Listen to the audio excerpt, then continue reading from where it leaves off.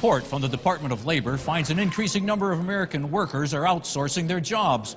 For more on this crucial issue, let's go to Joshua Russell in the Money Room. Thanks, Brendan. For years, corporations have been outsourcing their labor to developing nations as a way to cut costs. But recently, many individual employees have been sending their own work overseas.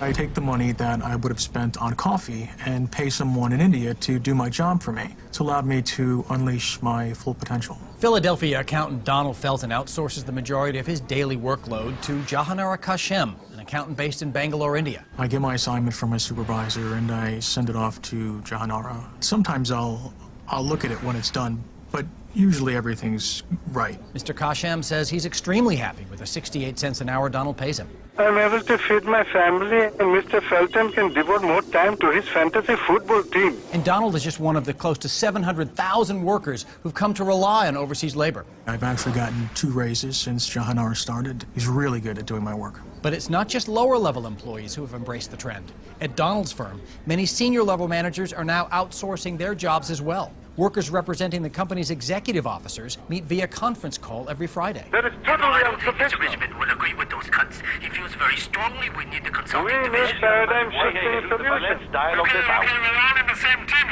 Some overseas workers have done so well, they've been able to outsource their own outsourced work to those even poorer than themselves. I pay a starving manager accountant one handful of rice per day to fill out the expense reports that are sent to me from the U.S.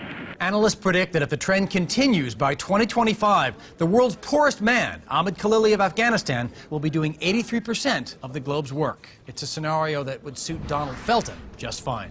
I'm trying to get to a point where I can just lay in one place and not have to do anything ever. With the Onion News Network, I'm Joshua Russell. Thanks, Joshua. Personal outsourcing is expected to grow as much as 20% over the next 5 years, according to the Filipino team that completed the Department of Labor's report. Coming up next, a new study finds the meth epidemic is hitting worthless Americans hardest.